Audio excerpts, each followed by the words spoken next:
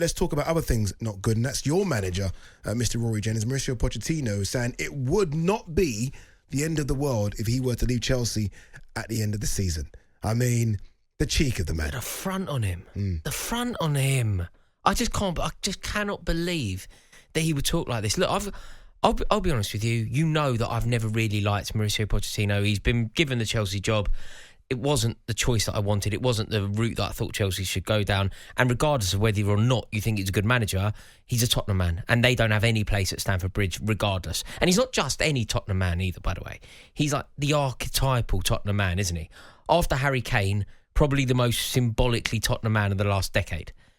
And therefore, there is always going to be an issue with whether he chimes with Chelsea fans, whether he's right for the job.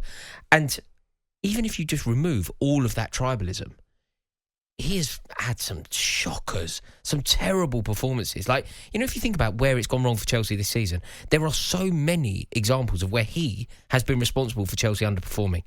The obvious ones are when people start talking about maybe losing to Nottingham Forest at home, which is obviously unacceptable, losing to Brentford at home, which is obviously unacceptable. But for me, there were worse than that. Like, we were 1-1 at Newcastle United. We ended up losing 4-1. We got battered. So I just can't believe that he now has had a bit of a reprieve. He has potentially got himself into a situation where he could keep the job, and he's now suggesting he don't want it. All right, let's hear from Mauricio Pochettino. This is what he had to say when asked the question. No, I say, they can say tomorrow, until here we arrive, or maybe tomorrow I can say, look, I want to leave. It's two parts that they can take a decision. It's not only... because Chelsea is not happy, or the owner are not happy, or the sporting director. Maybe we are not happy because we are right here for some job to do, but on the end, it's not happening what we expect, and maybe we are not happy. I don't say that I am not happy, but always is like in one side. In another side, maybe say, okay, maybe until here, and we split. It's not a problem. It's not going to be the end of the world. Can you not see a world in which this is getting better? Like, there were times at the start of the season when the results were almost becoming laughable. I was genuinely worried for Chelsea, worried for you, right? As a Chelsea fan, I was like, okay, where's this club going? You're seventh in the league. You're starting to pick up results. I think we've seen that if you can build a squad around Cole Palmer, there's something there. A lot of young players who are going to take time to become themselves. I do think Enzo Fernandez should become a better footballer. Kai said these players all should become a bit better. Do you not think it's not been as bad as maybe we think it's been? No, it has. It's been worse. It's been worse than you think it's been, but it's also been better than perhaps it's been for a long time as well. So when we're bad, we are woeful. When it goes wrong, it goes so spectacularly wrong. But I would also say that when it's gone well, which is few and far between, but when it has gone well, we've played some of the best football that we've played probably since Hazard was in the team. Yeah, that Man City game springs to mind, right? The one at Stamford Bridge. Yes, where you're actually going toe-to-toe with the best team in Europe at the time. Yeah, I mean, Aston Villa in the Cup, we were brilliant. Everton at home, we were excellent. West Ham United the other day, I thought we were excellent. We're scoring goals, we're knocking it about nicely. They are genuinely top-class performances.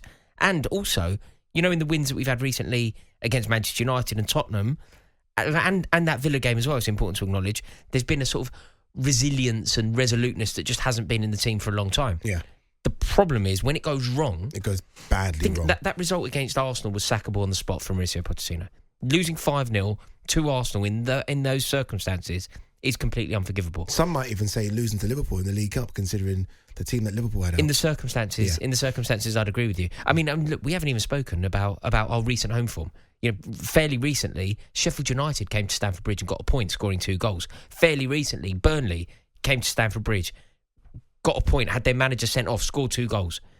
Like, we are when it's terrible, it's really, really bad. However, this isn't a good summer to be looking for a new manager.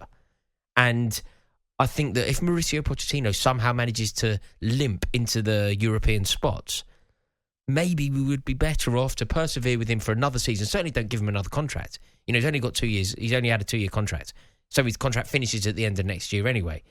But maybe it would make sense to look for a new manager then, because what Chelsea do not need after 2 years of utter turbulence, such consistent upheaval, maybe just a little bit of continuity would be a good thing. I almost feel like when a manager kind of puts that out like he's done, it's almost a nod to the owners. Maybe it is a nod of, okay, I've only got a year left. You know, are you going to extend it? Yes, it hasn't been the best of seasons, but considering, as you say, the upheaval in the club, we've done okay. Are you going to extend it? Or, and this is crazy, as I say, considering how much Chelsea have spent in the last couple of seasons, but are you going to give them a bit more money to kind of improve the squad? Obviously, you know what it is with Chelsea as well, a lot of experience leaving this summer. Obviously, Thiago Silva's gone. Yeah, your average age has just gone right down to like 22. Yeah. No, Thiago Silva leaving is a catastrophe for the club. It's a catastrophe. And then obviously we've got to balance the books. You know, there's constant talk about Conor Gallagher potentially leaving, isn't there? There's constant conversations about the young players. Raheem Sterling will go, I think. I think Raheem Sterling will go. But that one doesn't trouble me. But Trevor Chalobah leaving would trouble me.